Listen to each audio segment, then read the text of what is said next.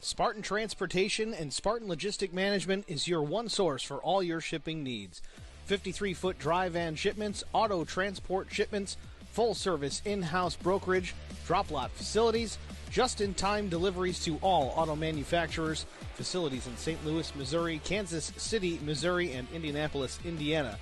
Spartan Logistics LLC, proud sponsor of the IROC Series, Kyle Steffens UMP Modified and Silver Crown Driver, and Gordy Gundaker, World of Outlaws late model.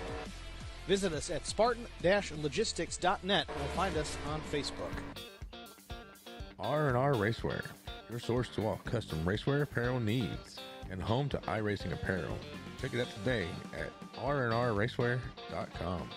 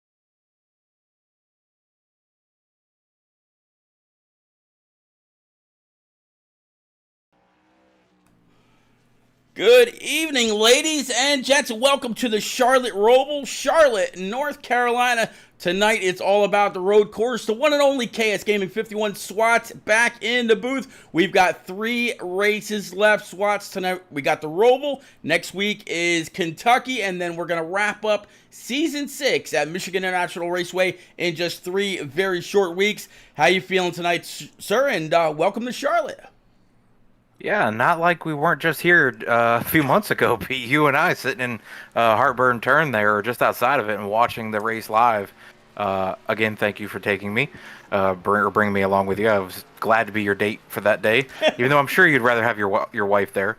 But This track is it's a beautiful track, Pete. I mean, I love what they've done with the infield, with getting rid of the grass and having the turf. I love that they got, multiple reasons to bring NASCAR to this very track rather than like they have been in the past where they had 3 races essentially at Charlotte on the oval part, where they had 2 Charlotte races plus the All-Star race and whatever else they wanted to do. So adding the Roval, I think, is a different adjustment for people. It's a road course.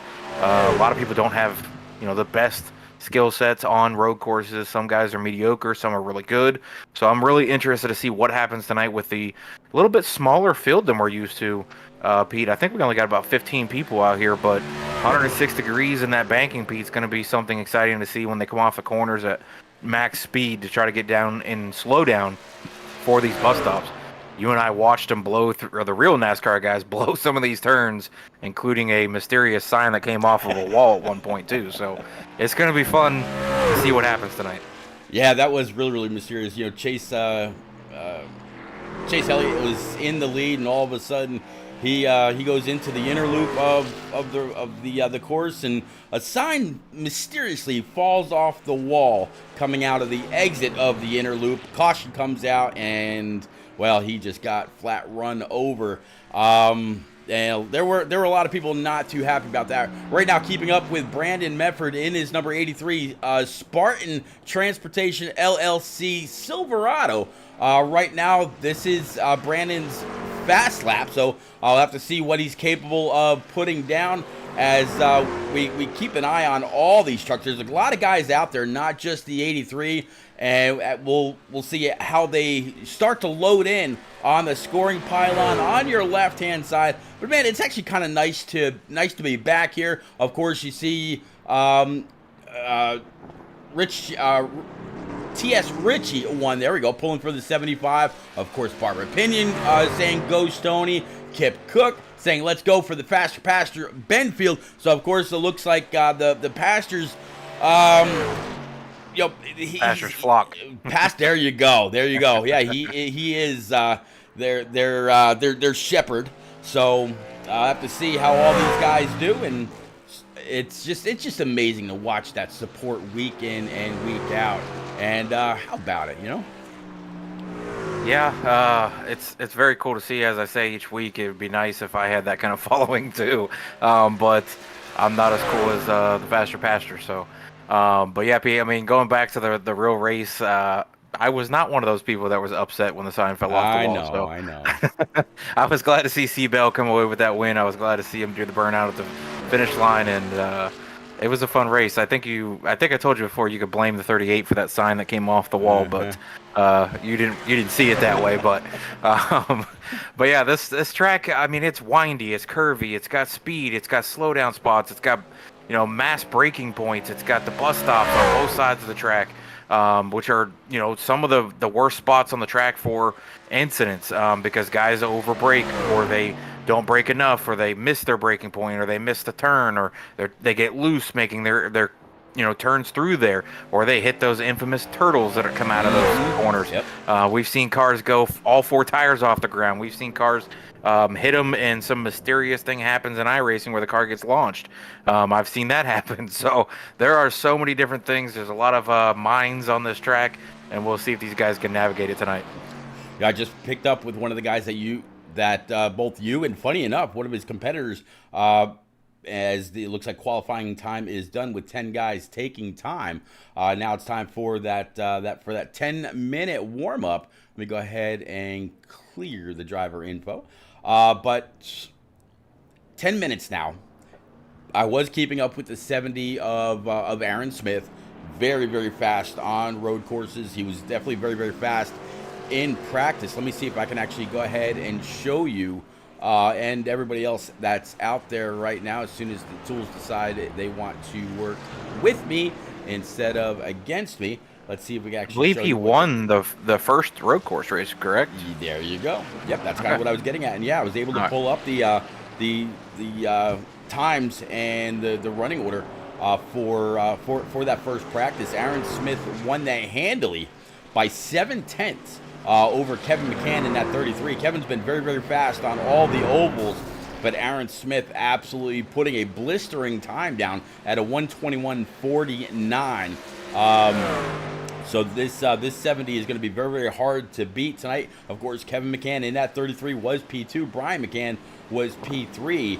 Gabe Ellison ran P4, and Chris Mefford in that 46, another one that's shown a lot of speed all season long, was P number 10. Yeah, and I'm looking through the stuff for tonight, qualifying and practice, and now they're headed into the warm-up, and Kevin seems to be really fast tonight. We've got the practice times, I've got those pulled up, and it looks like there's several drivers out there that were very fast. Chris Medford, one of them in practice. Kevin McCann, obviously. Aaron Smith, though, not at the top of the leaderboard in practice for this one, Pete. And I don't know if that's just the differencing of the two different styles of the race, the road course.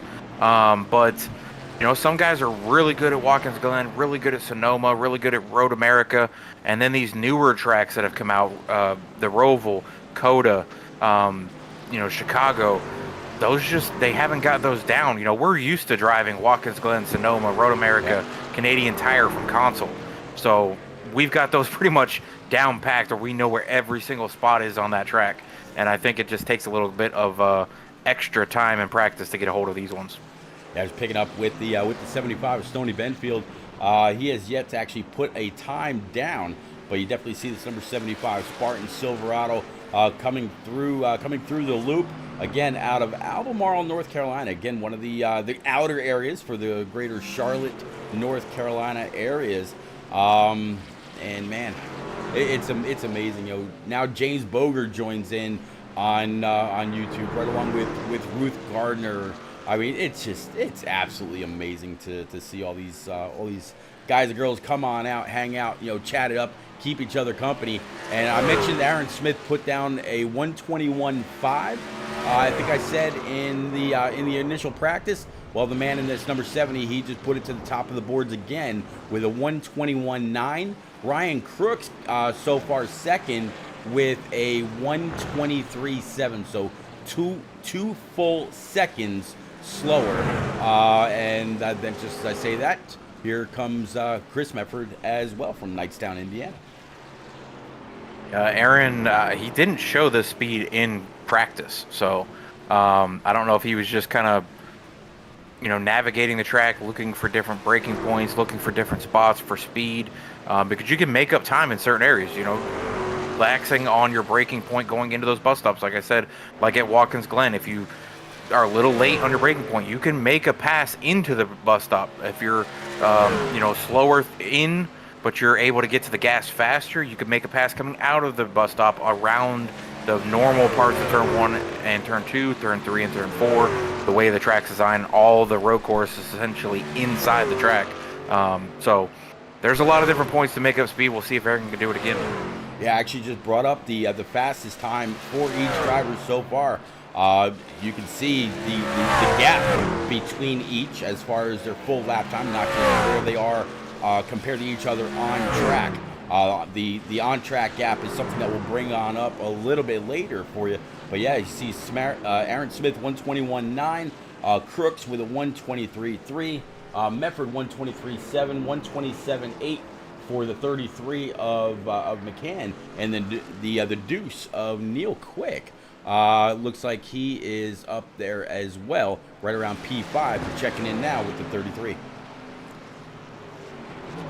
Yeah, I think, you know, based on the points, Pete, I mean, Brian obviously has this pretty well in hand, unless he has some really horrible races the next 3 races.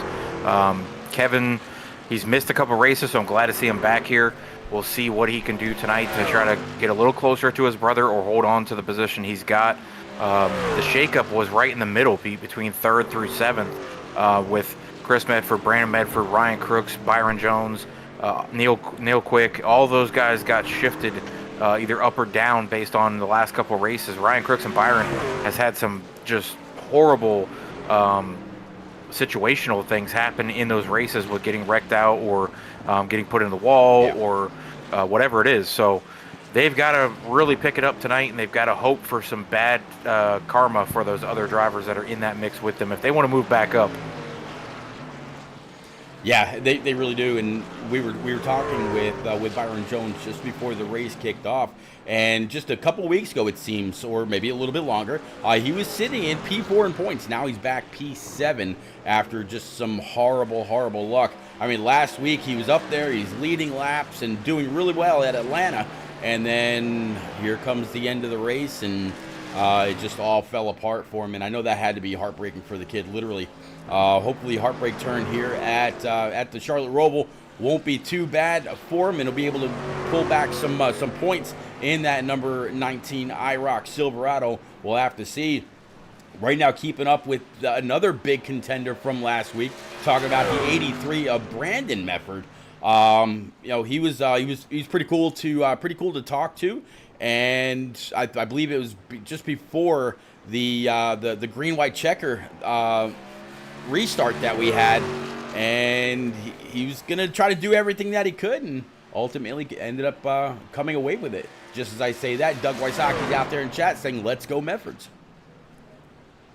Yeah, I mean, the problem is when you get to a road course, it's a definitive skill base. You can tell who is good at a road course, who may be mediocre, who is not good at a road course. So those guys who are mediocre or not good, in my opinion, they need to just forget chasing the guy who's really good at road courses. Just go out there, have a good race, don't make any personal mistakes, try to stay out of any issues that happen on corners. Maybe don't shift as much. Maybe stay in a higher gear to keep the truck underneath you. When we go downshifting, sometimes you spin the tires, especially on a later run. Those things can all help you stay on the track. Staying on the track is the biggest priority. Don't go off track. Don't go in the grass. Don't hit the walls. Don't have any incidents or contact with other drivers. All of that can help you get through this race and have a good points night. Yeah, Ruth Gardner saying, giving a shout out for Vince Short. Looks like Vince right now, he actually hasn't turned a lap in this practice session, but I was just keeping up with the 27 a moment ago. Right now, the 27 of Gabe Ellison sitting P number 2, but then I moved on back, Kurt, with the 81 of Josh Funkhauser. Just fell out of the top 5. Right now, sitting P number 6 with the best time of 1:23.9. Yeah, the 81's doing something I thought he should do, or a few of the guys should do. If you know Aaron's fast, you know Kevin's fast, you know Ryan is fast, or Gabriel Ellison's fast, try to time it and come out and follow those guys. Josh Funkhauser and Neil Quick were both just following Kevin McCann for a while there, trying to learn. And now they're pinned into the wall. So, but yeah, they were following Kevin, and then Kevin let him go. So I don't know if Kevin realized, hey, I might be giving away some stuff, and I don't want these guys to take it from me or use it against me, and let him go. But that's what I would do. I would come out if I don't think I'm anywhere in the top 5, and I need to pick up some speed, I come out and watch the guys who are at the top of the board and see what they can do, or sit in the pits and go back and re-watch their laps that they ran their fast laps at and see where their braking points are, see where they're getting back on the gas. All of that can help you throughout the race. Absolutely. So basically, if you're not up there with the Aaron Smith or Gabe Ellison or Ryan Crook's style of drivers, and you want to come away with max points, just like the 12 wants to do right now that I'm on with Tim Schofield, you really just want to go out here and race the racetrack. Less than 10 seconds to go, Kurt. Who's your pick tonight, sir? I mean, the easy pick would say Aaron Smith, but I've had some good luck picking this driver because I've had him in a couple different leagues now in a row. But I'm going to go with Ryan Crooks. I'm just going to go with him and see what he can do. I was actually that's who I was going to go with as well. I've seen him on road courses, seen him in several different scenarios, and I was going to say Ryan Crooks as well. So what do you know? Great minds think alike if we're being just a little conceited. But we are getting ready for 44 laps here at the Charlotte Roval. Again, big thank you to everybody that's out there in chat, whether it's on Facebook, YouTube, Twitter, or IROC TV through your favorite Roku device. Ladies Ladies and gents, if you haven't already, please, if you've got a Roku TV or a Roku streaming device, go on over to the streamers section and look or search for IROC TV. It is a 100% free app completely devoted to everything racing here on iRacing, including the Hot Dog Stand podcast. So go on over, search it out, watch whatever you want, commercial free, 4K clarity, and man, enjoy. I know I absolutely do. I went out and I bought my own little Roku device. Sits right underneath one of my monitors, and when I want to catch a little racing action when I'm not broadcasting one, Kurt, that's exactly where I go. And I actually caught your last velocity race, as it looks like people are starting to go ahead and pull off. So I'm going to go ahead and clear the board, and let's go ahead and go through our grid. Kevin McCann in at 33, he is going to be on point in that number 33. And then, of course, it's going to be Gabe Ellison in that number 27, who's also very, very fast. He's going to be sitting P2. Chris Mefford in that 46, no surprise, starting P3. P4 in the number 3 is going to be Brian McCann. David Trumbley in that number 96. He's going to start P number 5 with Tim Schofield in that 12, starting P6. For row number 4, it's going to be Neil Quick in the deuce with Byron Jones in that number 19, starting P8. P9 is going to be the 83 of Brandon Mefford, and round out row number 5 is going to be Vincent Short. P11 is going to be Aaron Smith in that 70 with Josh Funkhauser to round out row number 6. To go behind Aaron Short and Vincent Short is going to be Josh Funkhauser. It's going to be Ryan Crooks, Stoney Benfield, and Mike Koch. So 15 drivers out here pacing behind the iRacing Porsche. And I'm getting ready to go. Got a little bit of internet instability. Definitely apologize for that. We're going to get up, get going, get racy here. Very, very hurt. I'm excited for this one.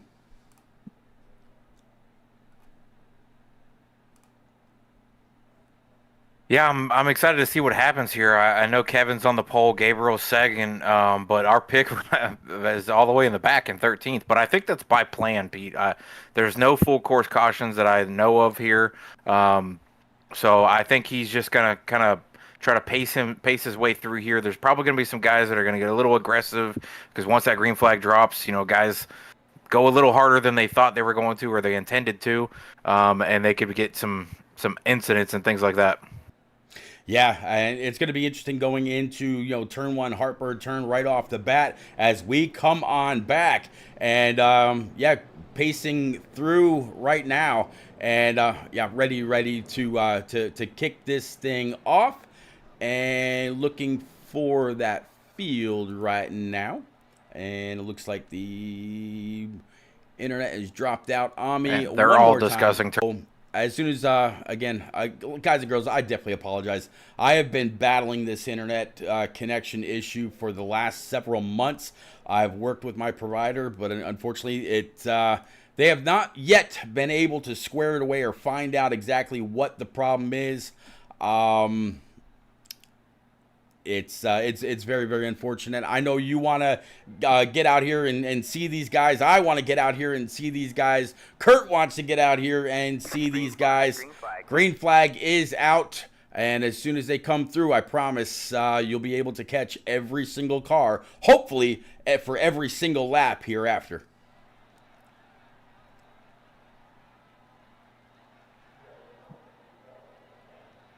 Yeah, and Pete, they've gone green now, and there was a little bit of an incident there in turn 1. They were discussing it amongst themselves around that pace lap about how they were using the old style or the current style where they don't use the chicane in turn 1, lap 1. They just go full speed through the front straightaway and go into that corner. So they were all kind of discussing what's going to happen at a higher speed than they're used to coming out of the chicane. But yeah, one guy just blew that corner a little bit, and I heard a couple drivers instantly go, come on, we just talked about this. But looks like they've all kind of gotten through it now. I don't see any heavy damage on anybody, but Kevin McCann and Gabriel Ellison have definitely separated themselves away from everybody else. Yeah, and unfortunately I was able to keep up with the 33 as he went into out of the second chicane coming towards the start stripe, and the